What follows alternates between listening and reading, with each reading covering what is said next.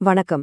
இன்னைக்கு நாம ஒரு 30 நிமிட தமிழ் பயான் குறிப்புகளை அடிப்படையா வச்சு கணவன் மனைவி வாழ்க்கையில வர்ற பிரச்சனைகள், அதற்கான மிக அழகான ஆழமான இஸ்லாமிய தீர்வுகள் என்னென்ன அப்படிங்கறத பத்தி ஒரு தெளிவான விளக்கத்தை பார்க்க போறோம். ஆரம்பிக்கலாமா? சரி, நாம நேரடியா விஷயத்துக்குள்ள போயிடலாம். இன்னைக்கு நம்ம பார்க்க போற விஷயங்கள் இதுதான். முதல்ல திருமணத்தோட அடிப்படை நோக்கம் என்ன? அடுத்து ஏன் இந்த உறவுல பிரச்சனைகள் வருது? அப்புறம் இஸ்லாம் காட்டக்கூடிய சில அற்புதமான தீர்வுகள், நம்ம கண்டிப்பா தவிர்க்க வேண்டிய விஷயங்கள். கடைசியா சிறந்த செல்வம் நல்ல துணை அப்படிங்கிற கருத்தை பார்க்க போறோம். பகுதி 1. திருமணத்தின் அடிப்படை நோக்கம். அதாவது ஒரு உறவோட அடித்தளம் எப்படி இருக்கணும் அப்படிங்கறத இது சொல்லுது. இந்த திருக்குரான் வசனத்தை கவனிச்சீங்களா? நீங்கள் அமைதியை அடைய உங்களுக்குள் ஜோடிகளை படைத்தோம். எவ்வளவு ஆழமான வார்த்தைகள் பாருங்க.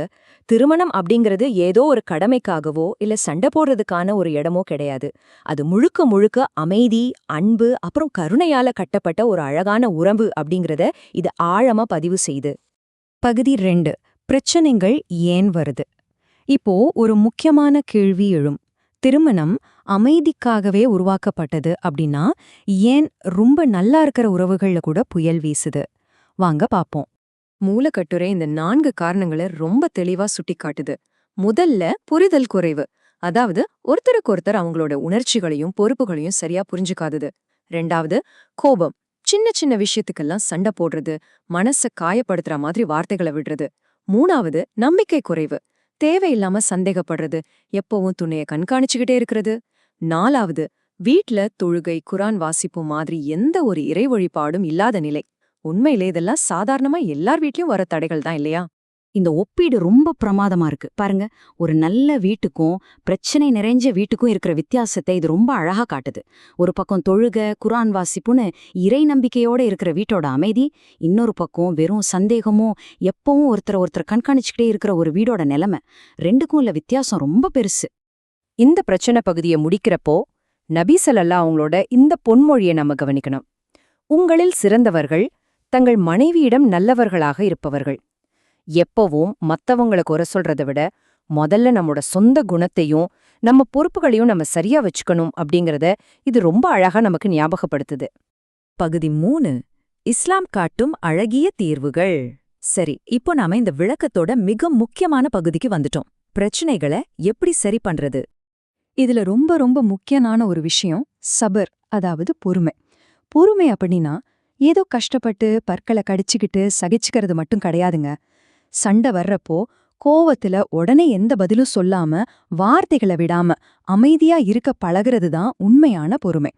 ஏன்னா அல்லாஹ் எப்பவும் பொறுமையாளர்களோடு இருக்கிறான் அப்படிங்கறத நாம மறந்துடக்கூடாது. இந்த மீதமுள்ள 5 தீர்வுகளையும் பாருங்க. இஸ்லாம் என்ன சொல்லுதுன்னா, நன்றி, என்னை மன்னிச்சிடுங்க அப்படின்னு சொல்ற ஒரு நல்ல வார்த்தை கூட தர்மம், அதாவது சதகான்னு சொல்லுது. அடுத்து குடும்பமா சேர்ந்து அல்லாவிடம் அமைதிக்காக துவா செய்யணும். அப்புறம் மன்னிப்பு. கணவனோ மனைவியோ 2 பேருமே தப்பு செய்யக்கூடியவங்க தான் அப்படிங்கறத ஏத்துக்கிட்டு மனசார மன்னிக்கணும். எந்த சூழ்நிலையிலயும் ஒருத்தர் அவமதிக்கவே கூடாது. பரஸ்பர மரியாதை ரொம்ப முக்கியம். நபி ஸல்லல்லாஹு அலைஹி வஸல்லம் அவங்க தன்னோட மனைவியிடம் ரொம்ப மென்மையா நடந்துக்கிட்டாங்க. கடைசியா ஷூரா, அதாவது எந்த ஒரு முக்கிய முடிவா இருந்தாலும் சேர்ந்து ஆலோசனை செஞ்சு எடுக்கிறப்போ குடும்ப ஒற்றுமை தானாவே வந்துரும். பகுதி 4. தவிர்க்க வேண்டிய முக்கிய செயல்கள். உறவை காப்பாத்த நம்ம எதெல்லாம் செய்யணும்னு பார்த்தோம். இப்போ எதெல்லாம் கண்டிப்பா செய்யக்கூடாதுன்னு பார்க்கலாம். இந்த 3 விஷயங்களை நம்ம கண்டிப்பா தவிர்த்தே ஆகணும். முதல் விஷயம், கோபம் வந்த உடனே விவாகரத்தை பத்தி அவசரப்பட்டு பேசுறது. 2வது, நம்ம வீட்டு பிரச்சனைய தேவையில்லாம வெளியாட்கள் கிட்ட சொல்லி புலம்புறது. 3வது, இப்போதெல்லாம் ரொம்ப சாதாரணமா நடந்துட்டு இருக்கிற ஒரு விஷயம், சமூக வலைத்தளங்கள்ல சொந்த வாழ்க்கை துணைய பத்தி குறை சொல்றது. இந்த பழக்கங்கள் எல்லாம் உறவு மேல இருக்கிற நம்பிக்கையை சுக்கு நூறா உடைச்சு உறவை முற்றிலுமா பிரிச்சிடும். இப்போ நம்ம நிறைவு பகுதிக்கு வந்துட்டோம். பகுதி 5. சிறந்த செல்வம் நல்ல துணை. திருமணம் அப்படிங்கிறது ஒரு சோதனையாவும் இருக்கலாம், அதே சமயம் ஒரு மிகப்பெரிய ஆசிர்வாதமாவும் இருக்கலாம்.